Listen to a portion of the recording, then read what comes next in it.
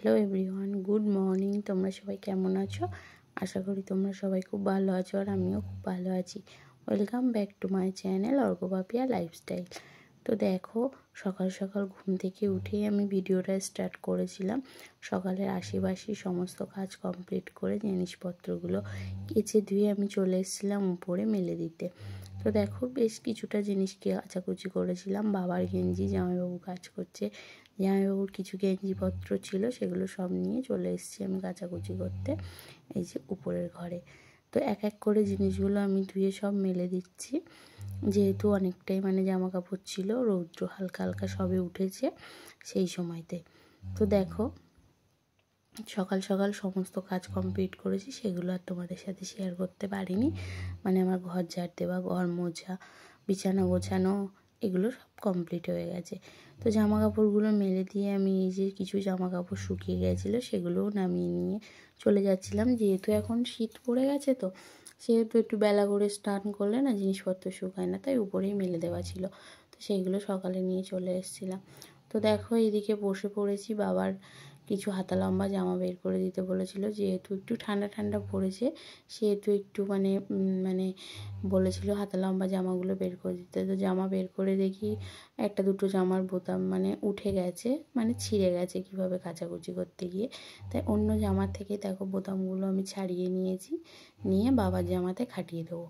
তো আমার গলাটা হয়তো শুনতে একটু অসুবিধা হবে, কেন বলো তো, আমার একটু হালকা ঠান্ডা লেগেছে, গলাটা একটু ধরা ধরা, গলাটা বেশ ভারী ভারী মতো, গলার সাউন্ডটা। তো তোমরা একটু মানিয়ে নিও, হ্যাঁ। তো দেখো, এদিকে বোতামগুলো ছাড়িয়ে নিয়ে আমি বাবার জামায় বোতামগুলো লাগিয়ে নিচ্ছি।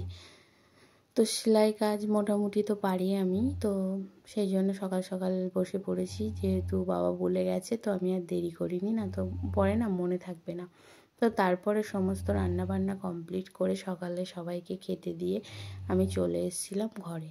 তো দেখো, আলমারিটা খুলে আমি একটা বেডশিট বার করে নেব, যেহেতু আমার ঘরের বেডশিটটা খুব নোংরা হয়েছে, তাই একটু পরিষ্কার করব তার জন্য। তো দেখো, বেডশিট কোথায় রেখেছি খুঁজে পাচ্ছি না। তো আস্তে আস্তে খুঁজে পেলাম। অবশেষে কোন জায়গায় রেখেছি ভাঁজ করে বুঝতে পারি না। তো বেডশিটটা তুলে বের করে নিয়েছি, নিয়ে এবারে এই দেখো, বিছানা এখনও কিছুই তোলা হয়নি। তো মশারি থেকে শুরু করে পাশের বালিশ, মাথার বালিশ, কাঁথা সবগুলোই কেচে দেবো। তার জন্য সবগুলো আমি তুলে রেডি করে নিই, যেহেতু এই যে সমস্ত সব আমার তুলে গোছানো হয়ে গেছে, বা শুধু বিছানার চাদরটা তুলে ঝাড় দিয়ে নেব। তো তার জন্য বিছানার চাদরটা এবার ঝাড় দিয়ে গুছিয়ে নিচ্ছি। তো দেখো, বিছানার চাদরটা তুলে নিয়ে আমি বিছানাটা একটু ঝাড়ু দিয়ে ঝেড়ে নেব, যেহেতু কি বলতো, বিছানাপত্র তো কীভাবে যে নোংরা হয় বুঝতেই পারি না। দেখো, যখনই কাচাকুচি করি তখনই সুন্দর করে পরিষ্কার করে কেচে ঝেড়ে ঝুড়ে তারপরে কিন্তু বেডশিট পাতি, তবুও যে কীভাবে নোংরা হয় জানি না। তো দেখো, বেডশিটটা আমি সুন্দর করে বিছানাটা ছেড়ে নিয়েছি, নিয়ে আবার একটা বেডশিট নতুন করে আমি পেতে গুছিয়ে দিয়েছি। যেহেতু বেডশিট পাততে কিন্তু দেখবে অনেকটাই সময় লাগে, এবং অনেকটা কি বলবো, অনেকটাই সময় লাগে সুন্দর করে বেডশিটটা গুছিয়ে পাততে। তো দেখো, বেডশিটটা আমার পাতা কমপ্লিট হয়ে গেছে।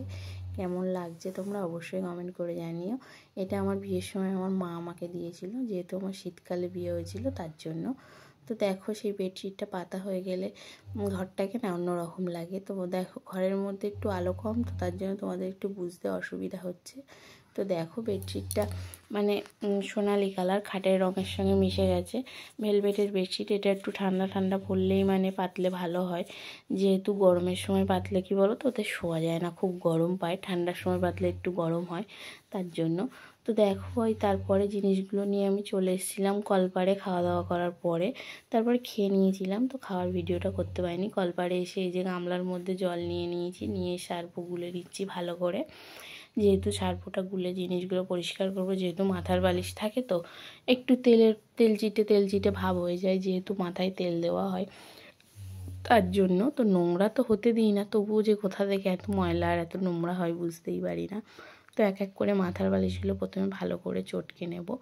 চটকে নিয়ে তুলে এই ছোটো গামলাটাতে রেখে দিয়েছি। দিয়ে এই যে বেডশিট আর মশারিটা ভালো করে চটকে পরিষ্কার করে নেব। ভালো করে না ডোলে মানে ডোলে অনেকক্ষণ ভিজিয়ে রাখলে জিনিসগুলো ভালো করে ডোলে ডোলে মানে চটকে রাখলে জিনিসগুলো ভালো পরিষ্কার হয়। তার জন্য জিনিসগুলো ভালো করে সার্ফে চটকে নিয়ে ভিজিয়ে রেখে দেবো। তারপরে তো টাইমের কলে জল আসলে তখন কেচে ধুয়ে দেবো। তো এখন এগুলো চটকে গুছিয়ে রেখে দিই। দিয়ে আমি আবার রান্নাবান্নার দিকে যাব, যেহেতু এখনও রান্না কমপ্লিট হয়নি। এই যেতে বেডশিট বালিশের গুলোই আলাদা করে দিয়েছি, যেহেতু এগুলো বেশি ময়লা মাথার জিনিস, তার জন্য এগুলো আলাদা করে রেখেছি। তো দেখো আমার এই যে মস্তান মানে আমার মেয়ে, যে গুন্ডা মস্তান যাকে বলে, এত দুষ্টুমি করে সারাটা দিন, তা কী বলবো। এদিকে এনেছিল মা মানে বাবা বাজার থেকে বাজার পাঠিয়েছিল চিংড়ি মাছ, কাঁকড়া আর কই মাছ।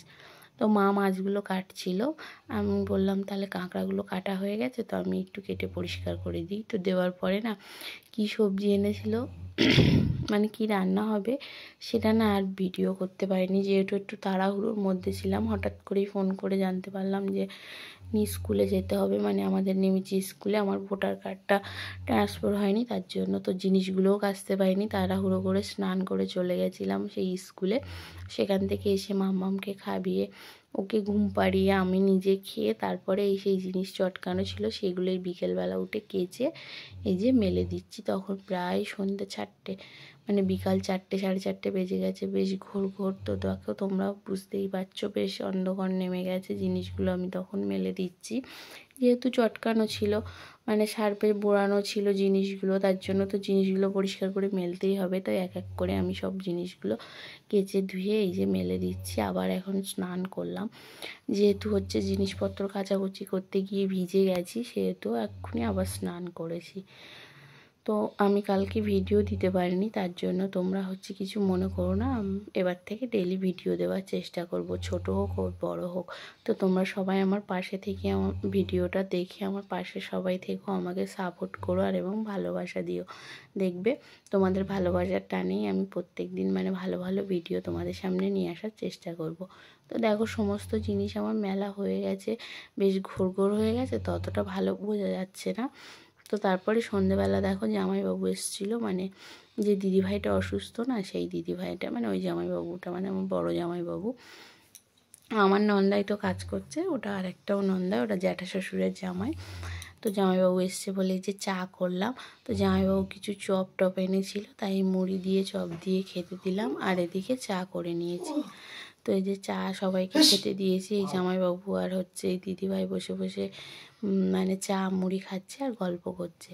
আর এদিকে মামাকেও একটা চপ দিয়েছিলাম, দেখো সেটা খাচ্ছে কেমন করে, পাকু বুড়ি, ও ঝাল ঝাল চপই খাবে, তো তার জন্য ওকেও একটা দিয়েছিলাম। তো ও সেটাই খাচ্ছিল আর আমিও খাচ্ছিলাম আর ওর সঙ্গে একটু দুষ্টুমি করছিলাম।